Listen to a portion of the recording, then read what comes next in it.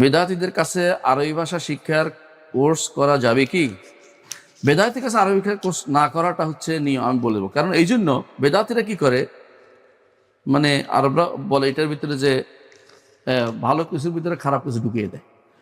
যখনই কোনো একটা উদাহরণ আসবে ঘুরে ফিরে তারা কি করবে, এমন উদাহরণ দিবে যে উদাহরণটা সরিয়ে ফেলে দিই।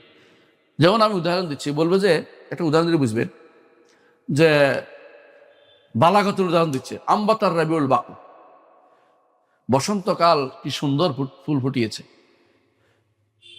বসন্তকাল ফুটিয়েছে না আল্লাহ ফুটিয়েছে? কারণ এটা বললে এরা কি করে, এটা দিয়ে দলিল দিবে সমস্ত কিছু। এখন তো আমি যদি কোনো পীরের কাছেও চাই, আল্লাহর কাছে চাওয়াইছে, কবর কাছে চাইলো আল্লাহর কাছে চাওয়াইছে। আম্বাতার রাবিউল বাকলা দিয়ে সব জায়গা করে ফেলেছে। বলছে আম্বাতার রাবিউল বাকলা হচ্ছে স্থানের সাথে সম্পর্ক। এই সময়ে আল্লাহ তাআলা বসন্তকালে ফুল ফুটেছে, এটা বোঝা উদ্দেশ্য। কিন্তু এর সময়ের সাথে অথবা কারণের সাথে সম্পৃক্ত করা। কিন্তু কবর তো কোনো কারণ না, পীর তো কোনো কারণ না, বুঝেন না কথাটা?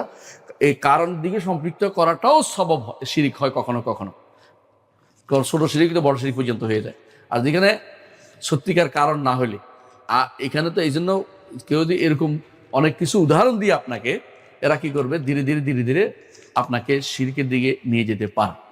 আর যদি বলে বাইরে যায় না, শুধুমাত্র আরবিটা পড়াচ্ছে, আর আপনি কোনো ভালো কোনো জায়গা পাচ্ছেন না পড়তে, তখন শুধুমাত্র আপনি পড়বেন যে এটা না পারতে আর কি করবে, এর চেয়ে উত্তম কোনো মাধ্যম নাই। আলহামদুলিল্লাহ এখন অনলাইন অফলাইন আরবি শিক্ষার বহু মাধ্যম আছে। বেদাতির কাছে আরবি শিখতে যাবেন।